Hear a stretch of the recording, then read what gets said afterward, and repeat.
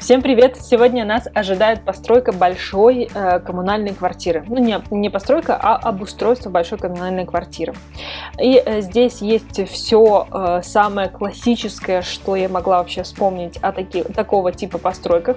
То есть здесь есть и коридоры, есть комната без окон, есть кладовочки, есть большая страшная кухня и так далее. В общем, все стереотипы, о которых я помнила, о которых я знала, я включила в эту квартиру, в это обустройство.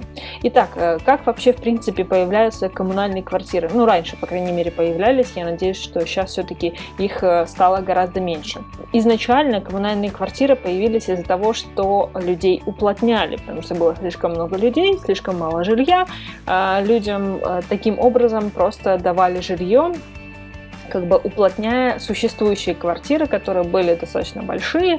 И вот как раз у нас такой вариант. То есть очень большая квартира, которую как бы поделили как пирог, разрезали на отдельные комнаты, но есть две общие ванны, и есть одна большая кухня и куча коридоров, которые совмещают, собственно говоря, все эти жилые помещения, все эти комнаты.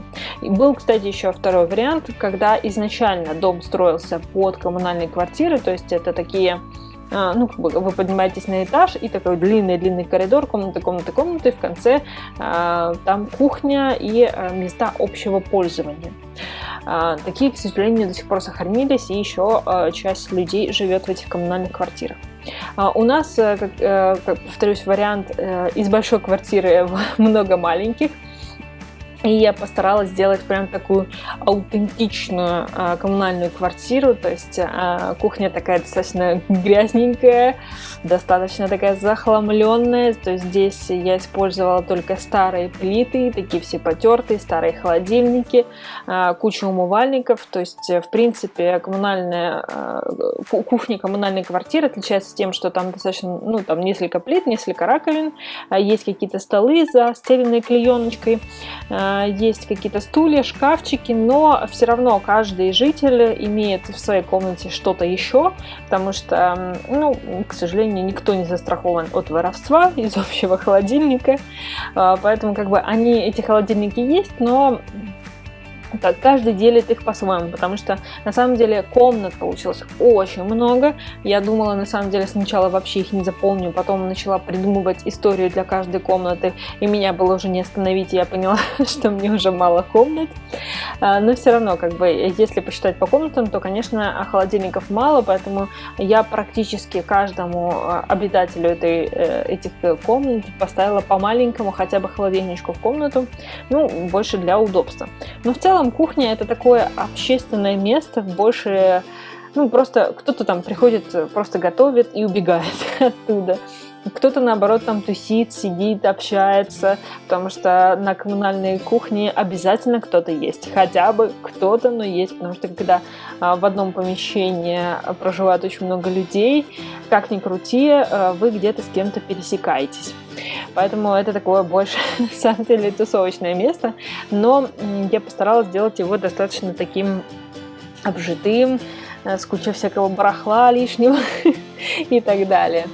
Дальше я перехожу к комнатам, и у каждой комнаты у меня есть своя история. Я сейчас вам буду это все подробненько рассказывать. Итак, самая дальняя комната, ей не повезло, потому что не досталось окна. И эта комната принадлежит молодой семье, у которых маленький ребенок, и которые там то ли студенты, то ли фрилансеры, то есть совсем еще молодняк, который смог наскребсти себе только на эту комнатку в коммуналке, но зато отделился от родителей, и они живут отдельной самостоятельной жизнью. Но за счет того, что эта комната без окна, она самая дешевая, и поэтому они могли себе ее позволить. Эта комната наполнена, у них есть двуспальная кровать, у них есть люлька для ребенка, также есть маленький кухонный уголочек, где можно перекусить, то есть там есть микроволновка, есть холодильник, то есть что-то по минимуму можно сделать. Единственное, чего нету, так это раковина, потому что раковина все-таки только на кухне, либо туалет, ванна. Но относительно этой комнаты там туалет и ванна не так далеко. Поэтому, можно сбегать. Если, конечно, туалет, ванна не заняты. Потому что я почему-то сделала их совмещенными. Так вот, эта комнатка такая маленькая, уютненькая. Вместо окна я повесила картина, которая типа, имитирует, что там есть окно. Но я, конечно, не особо представляю, как можно жить без окна, потому что для меня это жизненно важно. Но я знаю, к сожалению, случаи, когда при уплотнениях, при таких вот расселениях, да, люди жили в комнатах без окон. То есть они жили в ванных, они жили в кладовых, где не предназначались вообще окна. И люди жили там годами, вот такие вот случаи были. Поэтому я, чуть-чуть обрекла свою молодую семью на такое существование, но предполагается, что это время. Вторая комната у нас комната бабушки-кошатницы. У нее такая красивая кровать, которая застелена стеганым покрывалом. У нее есть всякие вот эти штучки для кошатин. У нее есть комод, такого по минимуму. В основном, конечно, все направлено на кошек.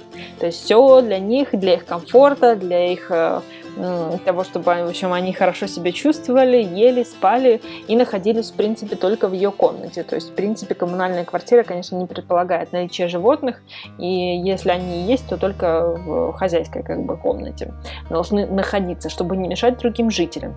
И я украсила все стены наши, в общем, чем нашла с животными, всем этим украсила. Это получилось достаточно ярко, насыщенно, не знаю, мне очень, кстати, понравилась эта комната, несмотря на то, что я немножко против такого, чтобы слишком много животных было, хотя у меня 2 животных, но все равно. Но в целом комната получилась яркая, насыщенная, плюс я, конечно же, наградила нашу бабушку вязанием, но я не смогла пройти мимо этого, поэтому она у нас такая кошатница-вязальщица в такой вот яркой, насыщенной комнате. Следующая комната у нас такая немножко противоречивая, потому что она с претензией такая комната. То есть здесь есть камин, он, кстати, был изначально в этой комнате, он не убирается, это какой-то, по-моему, свойство участка, но комната такая воздушная, легкая, с белым паркетом, с большим буфетом, с таким прям с претенциозным, красивая двуспальная кровать. То есть здесь живет супружеская пара, которые такие интеллигентные, которые немножечко зажиточные, то есть по сравнению с остальными они немножко зажиточные. Конечно, по сравнению с тем, кто живет в собственных квартирах, они не такие уж и зажиточные.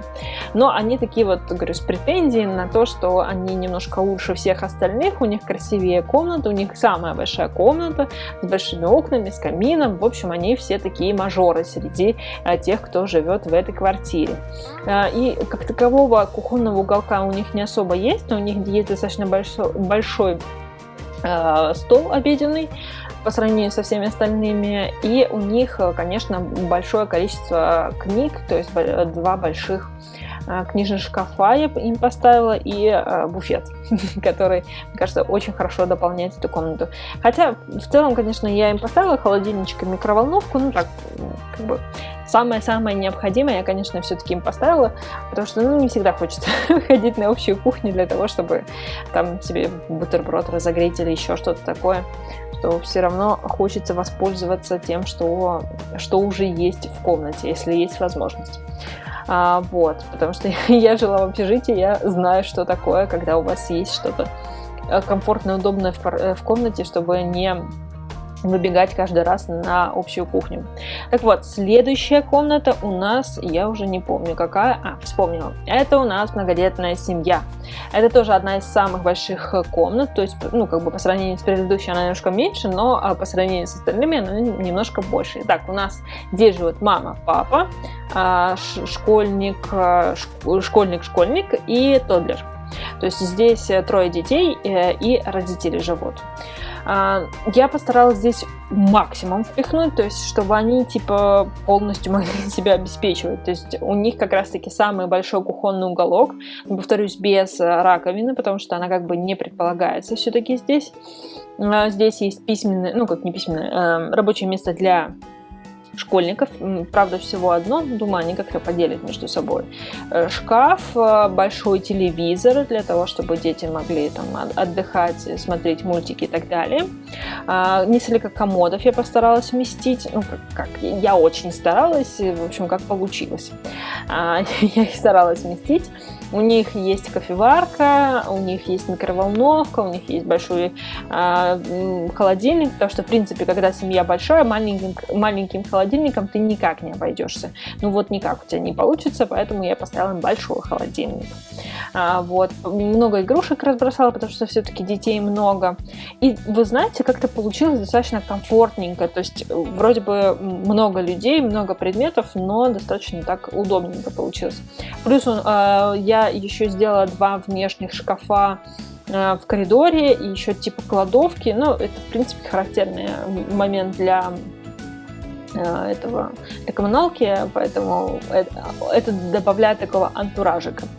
И следующая комната у нас для молодого человека, который занимается каким-нибудь там IT, но он достаточно неприхотлив, то есть ему, в принципе, устраивает та сумма, которую он платит за эту коммуналку, ему не мешают соседи, и он как бы просто живет, работает в своей комнате, изредка выходя, чтобы там посетить ванную комнату, и как бы на этом он ограничивается, потому что все, что необходимо у него есть, микроволновка и кофемашина, это все, на что он живет. Ну, в смысле того, что он разогревает себе обед, пьет кофе, и как бы все. Все, что ему нужно есть в комнате, его все устраивает. Из серии «Зачем платить больше?» Ему и так вполне себе хорошо. Поэтому у него достаточно хорошо обставленная комната, у него там всякие плакатики, картинки, хорошая кровать добротная. Следующая комната у нас для 3 студентов. Студенток, студентов, неважно. Здесь у нас живет 3 студента, которые как бы в складчину снимают эту комнату. Получается совсем недорого, что очень важно для студентов. Получилось 3 спальных места и всего 2 учебных места. Это, конечно, не очень красиво по отношению к тем студентам, которые будут здесь жить, но нормально. Я надеюсь, они как-то поделят между собой. Плюс я сделала кухонное место, тоже постаралась все-таки сделать, и отдыхательную зону. То есть там, где они могут посидеть, расслабиться, отдохнуть. И поставила, конечно, шкаф с вещами, хотя, конечно, нужно было бы побольше шкафов поставить. Это я немножко все-таки схалтурила, когда 3 человека живет, одним шкафом тут не обойдешься. Но мне очень хотелось сделать какую-то отдыхательную зону и все-таки какую-то зону, где они могут спокойно покушать, чтобы там не раздражать, например, бабушку-кошатницу на кухне, то мне хотелось все, конечно, вместить. Но комнаты не такие уж и большие, но минимум максимума я все-таки вместила. И, насколько я помню, это уже последняя комната. Да, это последняя комната. Это комната мамы-одиночки с 2 детьми. То есть здесь, или папа-одиночка, неважно. В общем, 1 родитель и 2 ребенка. Тоддлер и совсем малыш-малыш.